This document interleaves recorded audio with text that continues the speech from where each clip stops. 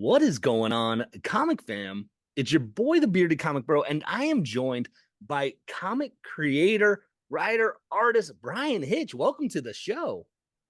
Oh, thank you. Nice to be here. I'm super excited to talk with you about comics. You have had a long run working on some fantastic stuff like the Ultimates and Justice League and all of that, but that's not even why I want to talk to you today because there was a big announcement recently. You are a part of Ghost Machine and the world and universe that they are creating. You're going to be the artist on Redcoat. Talk about that a little bit, how you got connected with Ghost Machine. Well, Ghost Machine somewhat evolved over several years, really, because Gary, Frank, and Jeff had done Doomsday Clock, and then they wanted to do Create Your Own, and they did Geiger, which was very successful, and they really enjoyed that. And Jeff and I had been talking about working together for years, and we never had. It just we talked about doing a couple of different things at DC, like Justice Society, amongst others. And he just never quite coalesced with one thing or another, either our mutual schedules or DC not wanting to do the things that we wanted to do, and so on. Um, and Jeff had a sort of loose idea for a character he called Redcoat. And we developed a little bit, and we did this preview story in the Geiger 80-page Giant about 2 years ago, with the intention of then doing a creator-owned series, much as Gary and Jeff had done Geiger, and various things. Jeff's own schedule, Stargirl obviously was running, and that 8 months of the year was being spent on Stargirl, um, and he had some other commitments, and he and Gary continued to work on stuff together with Junkyard Joe, um, and then stuff that Jay Fabok had been doing came to an end, and he and Jeff developed this Rook series. The idea is Jeff was going to be working on these three things: Yeah. Redcoat with me, more projects with Gary, and Rook with Jay. Um, and it really just grew out of all of us looking for a slightly different way of building a creator-owned model. Yeah. Um, there were a number of reasons why that happened, not least of which is a business perspective on the fact that in some cases you can get some advances against potential back ends. They're not as good as the rates are going to be at DC and Marvel. Right. So you end up in this catch-22. Do you take a punt at something that may or may not be successful and you will never know, Right. or do it's easier for the writers who can do a combination of both mainstream big two work and do creator own work, because a writer generally spends a lot less time writing an issue than an artist spends drawing it. I worked hard over the last few years to get faster and faster with the idea that I could do both as well. And the practicalities were such that that never quite coalesced. That's why Redcoat didn't happen after the 80-page Giant story for a couple of years.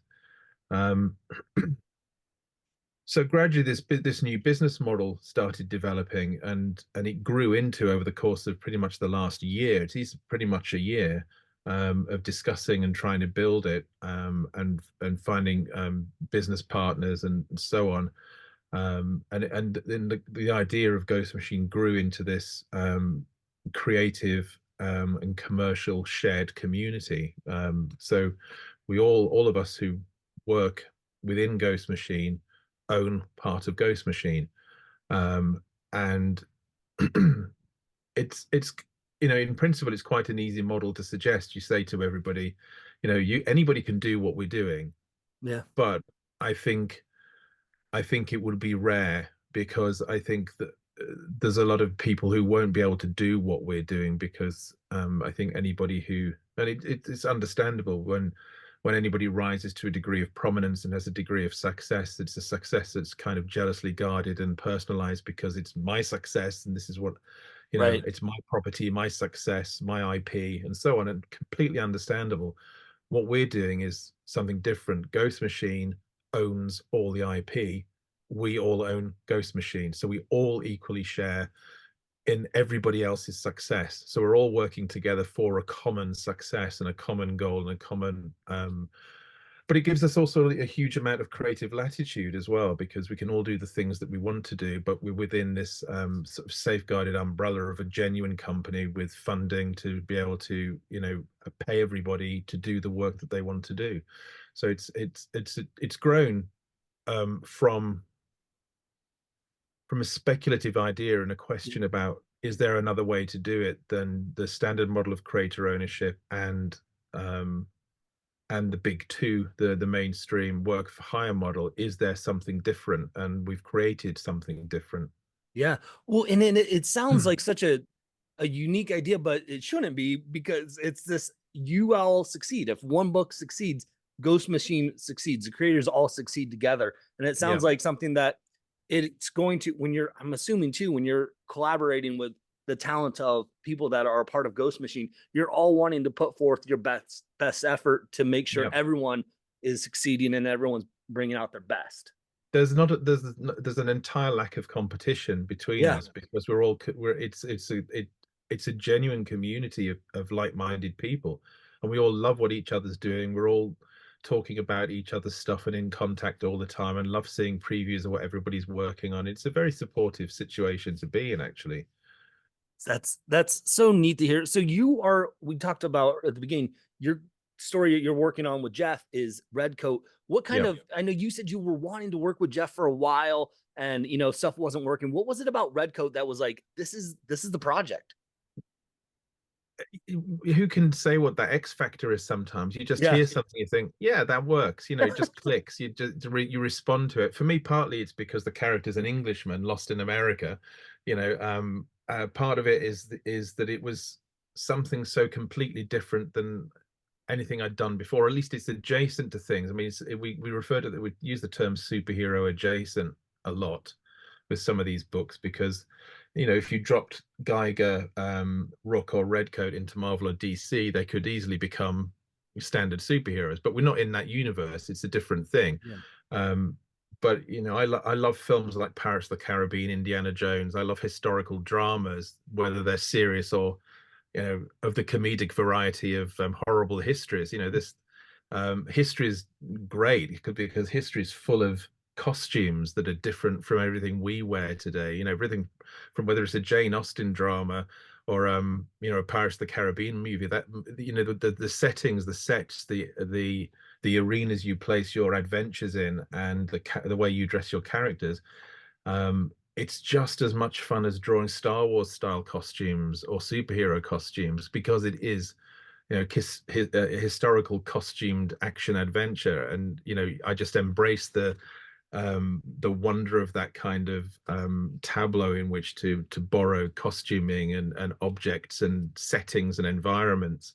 But it's no more a historical documentary than Pirates of the Caribbean is. It's just, and when we talk about historical settings, Simon Redcoat is accidentally made immortal during the American Revolutionary War. I'm not going to spill, because the story of how he gets to be immortal is in issue 1. Um, but his stories take place over 350 years of alternative magical American secret history. And these aren't adventures where, I mean, he's going to probably at some point save the world, but it won't be his choice to do so. And the minute he does, our story's over, because this is the journey of a character who really has never really made any choices that were his own in his life, and is a bit of an asshole. He's certainly not, he gains immortality and is actually completely unaware that he might be potentially one of the most powerful beings in the world, but he has no clue how to use any power if he had it. It isn't even where Yeah. he's got it. He just, when he gets shot or killed, stabbed, blown up, whatever, poisoned, drinks himself to death, he just gets up shortly after alive again. Um, which to him is a benefit, because it means he can drink himself to death regularly, and then he just gets up and doesn't can walk off the hangover. But he's never learned from his mistakes. People, we go through life as people, we go through life constantly making mistakes. Sometimes we learn, sometimes we don't. We always wonder, what would we do if we never had to die, if we had multiple lifetimes. I can think of 100 different things I could do with 100 different lifetimes. Simon doesn't even have that level of ambition. He just shoots people for his next meal because somebody will pay him to do that. And at some point, so this is the journey of somebody who's going to have to learn to be a better human being or even a decent human being. And it might take him, some people learn it, it takes years, maybe decades. Him, it takes centuries. But once he does become a decent human being, the story's somewhat over. So all the misadventures he stumbles through, um, this ridiculously good fun, magical America we've got to play. I mean, Jeff and I were talking. We were looking at was trying to figure out what I was going to do on the cover for issue 3. Um, and we know kind of something of what he gets to deal with in issue 3. And then it just led me down this other pathway. We were looking through, because I'm researching for another project as well, is Native American folklore. And you just realize if you take all of this stuff the way Kirby took Thor from Norse mythology, Yeah. you have this ridiculously entertaining canvas of myths, monsters, gods, legends to play with, and this is uniquely American, continentally speaking. So and that's a whole new world to play in as well. So for us, we just think that in terms of the adventures he gets, whether it's shooting Sasquatches with Davy Crockett, which is going to happen, hanging out with Annie Oakley, who you can redress all of these people as Yeah. interesting action figures. I mean, actually, his sidekick and who becomes his later his best friend is Albert Einstein. Young Albert Einstein at 14 years old wants to learn magic from Simon Pure, refers to as the magician. And Simon hasn't got a clue what he's talking about, least of all physics, because he's like, I don't care. Um, but Einstein's convinced Simon's going to change the world. And he might, but it might not be for 350 years. But just getting to play with those characters. I was Yeah. researching Albert Einstein as a 14-year-old and thinking, what does he look like? And you look at pictures of Einstein at 14, and he doesn't look like the Einstein you remember, because what you remember is the mustache and the mad hair. So, because it's not a documentary, my Einstein at 14-year-old has equally mad hair, but it's black instead of white. And so immediately you've got a character and a personality and a kind of zaniness to go with it. Yeah. And again, so I can bring all of that widescreen cinematic storytelling and my love of detail and world building, um, and um, and detailed environments and costuming and stuff like that, and I can bring all of this to this huge world that, although Geiger introduced Redcoat in our kind of universe, um, the world Redcoat inhabits is much bigger because he lives through so much more of it. So the entire unnamed timeline, Simon has lived through all of it, and plays such a big part in it. So that although there'll be other books in those things, Simon is always going to be the one character everybody gets to interact with, whether it's the monster, the northerner, Wild, Geiger, um, Junkyard Joe, and a bunch of others. So Simon is this touchstone through all of those different projects and all of those different characters' worlds. Yeah. And what's really cool is we're getting to see a couple of these characters a little bit more at the time of this recording. And on January 24th, I believe, is when the Yeah. one shot for Ghost Machine comes out. And we're going to get to explore Geiger more, and Redcoat, and Rook. And like, this just sounds like such a cool setup, because then in April, we're actually going to get to dig into your series full on. Yeah, that's right. So the 64-page one-shot Ghost Machine 1, which is out next week on the 24th, this week 24th, is all of that is introductory material. It's short stories, and these are all original stories. None of these will be reprinted in issue 1s or anything. These are completely just for this Ghost Machine 1, and it's a beautiful book. I got my comps the other day. Beautiful heavy stock covers, beautiful printing, really high quality paper. It's a really gorgeous piece of thing, and all of that 64 pages is $4.99, so it's a lot cheaper than you normally get at Marvel and DC. And actually, issue 1 of Redcoat is 36 pages of story for $3.99. So it's a real big first issue. Yeah. So the way you just even talked about the comic right there, when you got your comps, like, you can tell you have a love and passion for comics. Where did this kind of love for comics originate?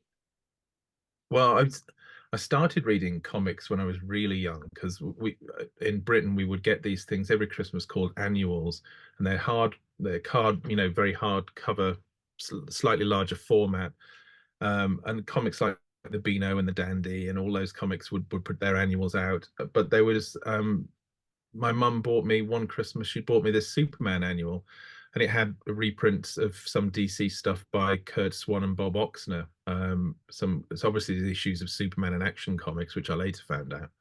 And I was just immediately hooked by that, completely hooked by it.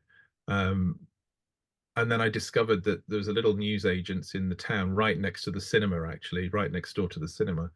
And it would get these blocks of DC comics, and they came over as ballast on ships, believe it or not. So they were months out of date, but each month was regular. So we might get um, May's comics in September, but it would follow a month on month, so you didn't miss anything. But it would just the entire packet of DC's output the month is that month each month would arrive, and the guy in the news would just put them at the back of the shop. Nobody bought them but me. So I'd go in with my pocket money each week and buy these comics. I'd get the ones I wanted most, which are the Superman comics, Justice League, Batman, and gradually work my way down to the Weird War Tales and Jonah Hex and things like that, and just buy it because it was a comic. And I just fell in love with the art in it completely. And by the time I was 8 years old, we had Superman the movie out, which I went to see nearly every week of the whole summer that year. And I, instead of buying sweets and drinks at the cinema, I'd keep my money and I'd buy comics on the way out, and I'd just sit on the wall between the of the shop and just sit and read the comics. I just immediately fell in love with it, just lost in the world. But I was reading, fantasy adventure books and science fiction novels. That I just loved those imaginary worlds. But Superman brought it to life in a huge way. I enjoyed Star Wars, but I wasn't a Star Wars fan the way my friends were. For me, it was just Superman. I just the mythology of that just transported me in a way that Star Wars didn't.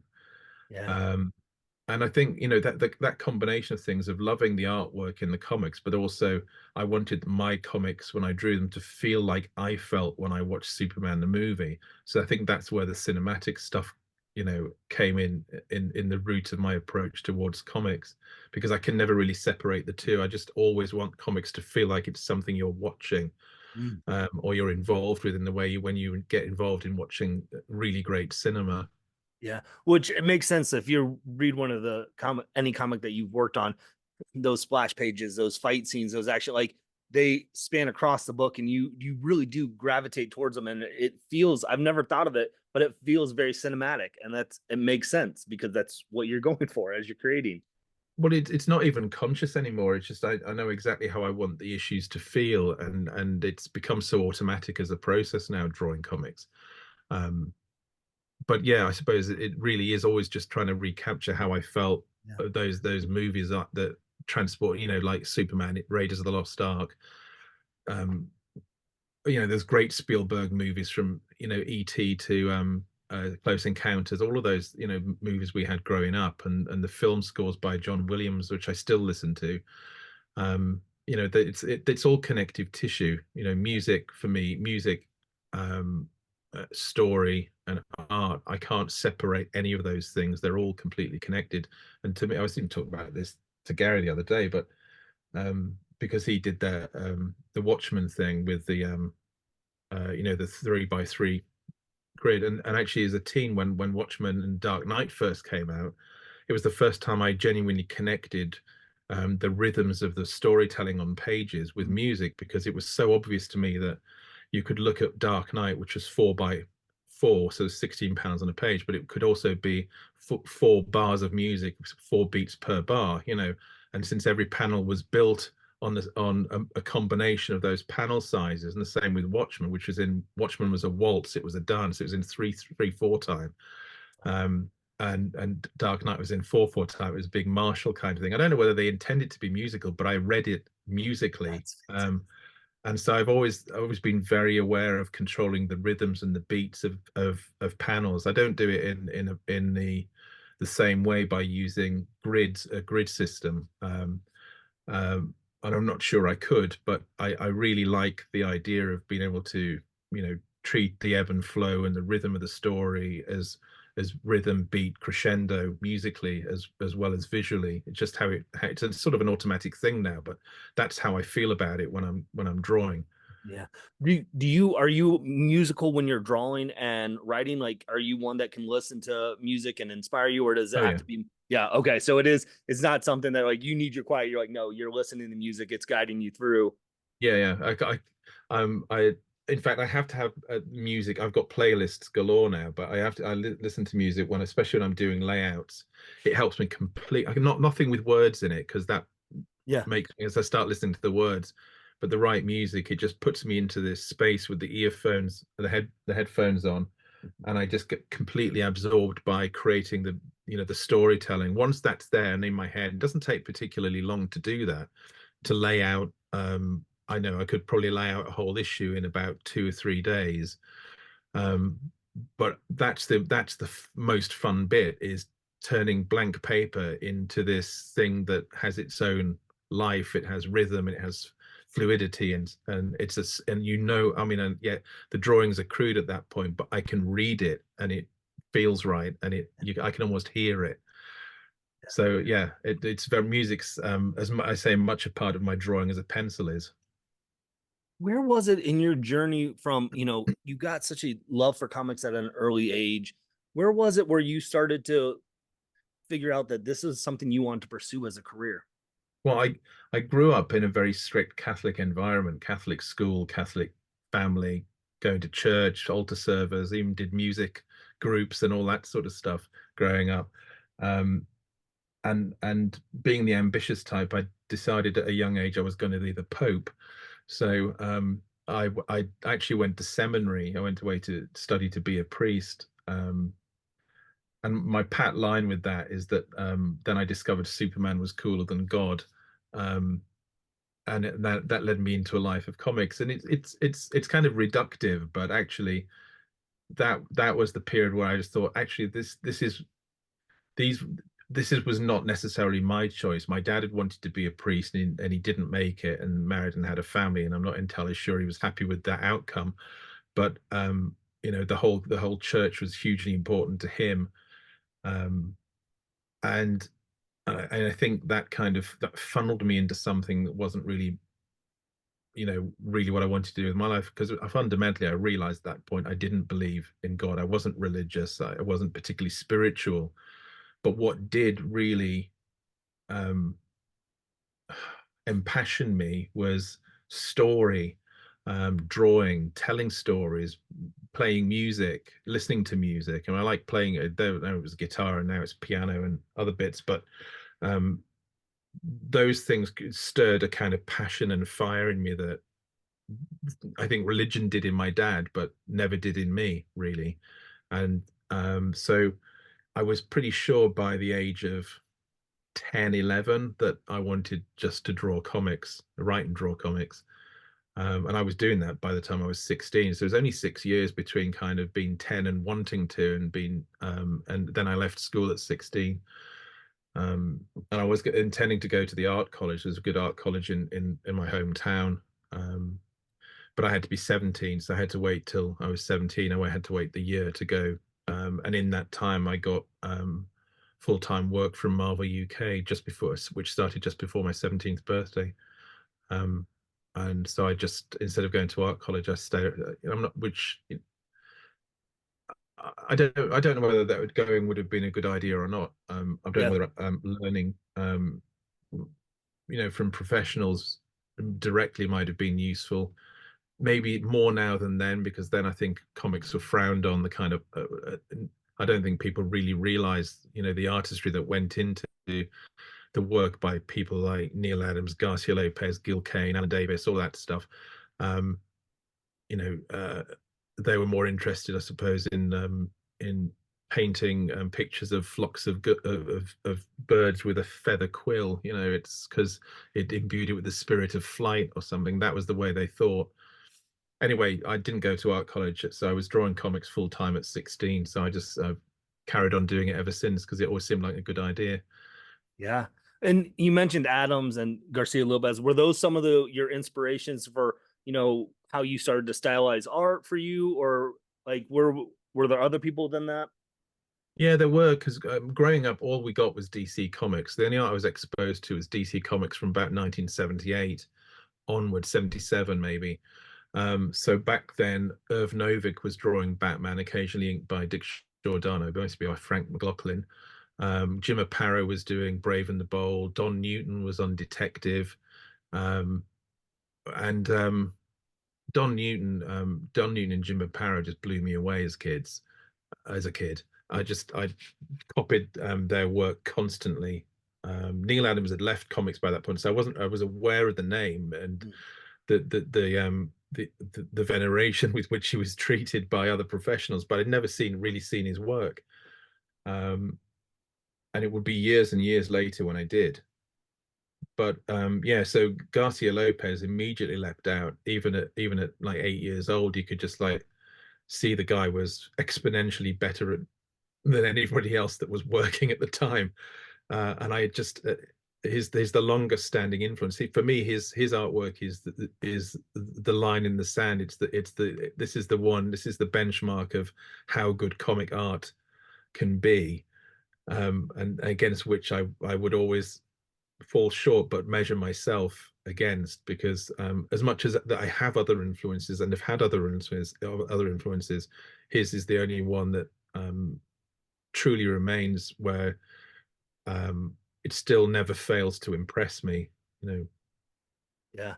Well, and you said you got your foot in the door at Marvel, and your time at Marvel, you were still as of lately been working in Marvel, like so you spanned across like the Ultimates and all of those storylines. But I want to focus in real quick as we're wrapping up here in a little bit. What was it like the moment you got to work on a Superman book? Because you talked about your love for Superman, and how did like was there like a surreal moment like where it came full circle for you? yeah. Well, so I'd done Marvel UK. And then I started work. I took over She-Hulk after John Byrne left in 89, 88, working with Steve Gerber. No clue what I was doing. Never drawn women before. I was 18 years old. Um, and when that sort of ground to a halt, I Mike Carlin gave me some work doing fill-in issues on the Superman books. And that was really cool to get to draw Superman at that point. And he offered me a regular position as the regular kind of pinch hitter on all the titles. So I do all the issues the regular team couldn't. Um, and I thought, do I want to do that, or do I want to go and do another kind of job or another series? And there was an opportunity to do some. Mike Barr offered me an Outsiders relaunch, and I really loved the Outsiders, especially from Jim Paris stuff. And Alan Davis came on. I thought, oh yeah, I'd love to do that actually. And it was a new book, so I thought it was a chance to do something fresh on that. And I thought Superman wasn't going anywhere. Well, not only did I end up not doing the Outsiders in the end, but Superman, of course, they did the Death of Superman storyline, and I could have been involved in that. It's like, anyway. Then I was back at Marvel UK again. Um, so I've come and gone at DC, and I've drawn Super. I have never really. I've come close to taking on the title Superman, both as a writer and or an artist, a few times, and never quite done it. So the only actual Superman story I've done, which is an actual story, is the one I've just finished with Mark Waid, the Superman Lex Luthor, one of the last days of Lex Luthor. Right. Um, so I finished penciling that last year. Kevin's still inking it.